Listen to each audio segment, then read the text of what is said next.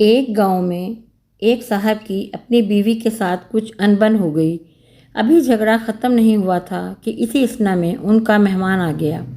خاوند نے اسے بیٹھک میں بٹھا دیا اور بیوی سے کہا کہ فلاں رشتہ دار مہمان آیا ہے، اس کے لیے کھانا بناؤ۔ وہ غصے میں تھی، کہنے لگی تمہارے لیے کھانا ہے نہ تمہارے مہمان کے لیے۔ وہ بڑا پریشان ہوا کہ لڑائی تو ہماری اپنی ہے، اگر رشتہ دار کو پتہ چل گیا تو خواہ مخواہ کی باتیں ہوں گی۔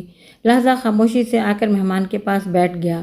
اتنے میں اسے خیال آیا کہ چلو بیوی اگر روٹی نہیں پکاتی تو سامنے والے ہمارے ہمسائے بہت اچھے ہیں، خاندان والی بات، میں انہیں ایک مہمان کا کھانا پکانے کے لیے کہہ دیتا ہوں۔ چنانچہ وہ ان کے پاس گیا اور کہنے لگا کہ میری بیوی کی طبیعت خراب ہے، لہذا آپ ہمارے مہمان کے لیے کھانا بنا دیجئے۔ انہوں نے کہا بہت اچھا، جتنے آدمیوں کا کہیں کھانا بنا دیتے ہیں۔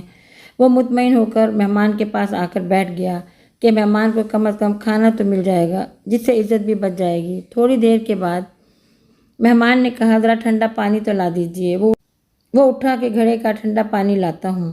اندر گیا تو دیکھا کہ بیوی صاحبہ تو زاروں کی طرح رو رہی ہیں۔ وہ بڑا حیران ہوا کہ یہ شیرنی اور اس کے آنسو، کہنے لگا کیا بات ہے؟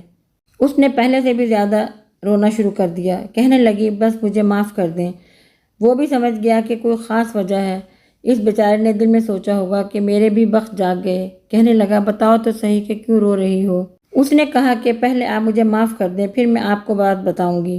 خیر، اس نے کہہ دیا کہ جو لڑائی جھگڑا ہوا میں نے وہ دل سے نکال دیا ہے اور آپ کو معاف کر دیا ہے۔ پھر کہنے لگی کہ جب آپ نے آ کر مہمان کے بارے میں بتایا اور میں نے کہہ دیا کہ نہ تمہارے لیے کچھ پکے گا اور نہ مہمان کے لیے، تب میں نے دل میں سوچا کہ لڑائی تو میری اور آپ کی ہے اور یہ مہمان رشتہ دار ہے، ہمیں اس کے سامنے یہ پول نہیں کھولنی چاہیے۔